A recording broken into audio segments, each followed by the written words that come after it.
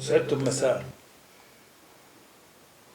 كل منا واجه في حياته بقول يقال للإنسان: قل لي من تعاشر أقول لك من تكون أو من أنت. وقيل أيضا: على أشكالها تقع الطيور. وقيل في الموروث العربي القديم أن أحدهم جاء لسيدنا الإمام علي كرم الله وجهه وقال له: يا إمام، يا أمير المؤمنين، لما كثر الفساد في زمنك ولم يكثر هذا ولم نشاهد مثل هذا في زمن الفاروق؟ يريد أن ينمر على الإمام علي كرم الله وجهه. فكان الإمام من أبلغ ما رأت الناس قال له ببساطة: لأن حول الفاروق كان رجال مثلي بينصحوه بيقولوا له صح وغلط، وأنا رزقت برجال مثلك جبناء لا يقول لي خطأي ولا يصوبوني. كل منا بحاجة لمن يقول له ويرشده ويصوبه بشجاعة وبأدب وبدون فضايح.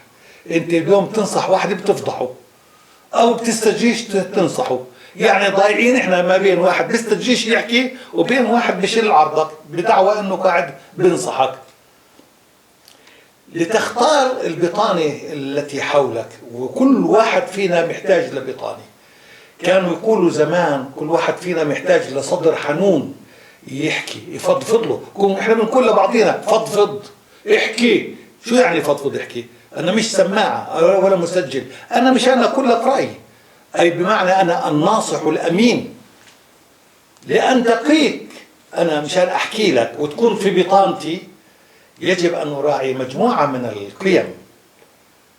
اولا، اذا استعنت بالنصيحة او بغيرها استعن بالقوي الأمين. القوي مش اللي عضلاته، القوي بعقله بتفكيره بحكمته، لأنه الصديق الغبي كالدب يقتل صاحبه. استعن بالقوي صاحب الرأي السديد والموضوعي والحكمة، لأنه الحكمة مش بس معرفة. من أوتي الحكمة فقد أوتي شيئا كثيرا، شيئا كبيرا، شيئا هام جدا. ميزي انه يكون عندك حكمة، مش ميزي يكون عندك دكتوراه، ميزي يكون عندك حكمة، انت حكيم. فاذا استعنت بالقوي الامين. الشرط الثاني الامانة. هو صحيح بيفهم، ولكن امين على مصالحك قد يكون يفشي كل اسرارك ويخونك. فهناك اشتراطات للاستعانة في البطانة. هلا احنا في البطانة احيانا اذا بنستجيش نحكي او بدناش نحكي، اذا شفنا غلط على الأقل ما نحرضش على الخطأ، ما نحرضش على الجريمة، ما نحرضش على الظلم. أيها الناس حول المسؤولين، حول المسؤولين الكبار ولا الوسط ولا الصغار، حول الأسرة، إن لم تستطيعوا التغيير أو الإفادة قولوا قولا حسنا أو فاصمتوا. مش بكون واحد قاعد بجلسة قاعد بحرض وبعبي وبيوشت على الناس. قولوا كلام خير حتى الناس تستقيم أمورها. قولوا قولا حسنا أو فاصمتوا. هذا دور البطانة، لا يستغني عن البطانة أحد، لا حاكم ولا محكوم ولا مدير شركة ولا كل واحد عنده مجلس مستشارين بيقولوا الشركة الفلانية فيها مجلس مستشارين.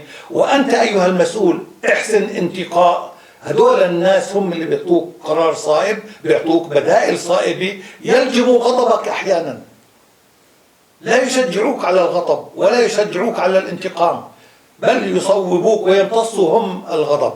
هم زي الزنبرك تبع السيارة، عندما تطج السيارة في جورة ولا على مطب السبونسرسات أو اللي بيشيلوا الضغط هم اللي بيشيلوا الصدمة عن السيارة. فإحنا ما أمس الحاجة لنا إلى المستشارين وإلى البطانة الصالحة. عسى الله أن يرزقكم ويرزقني ويرزق كل واحد فينا سواء في عمله أو في بيته أو فيما اؤتمن عليه من عمل عام بالبطانة الصالحة والأداء الصالح. شكرا لكم.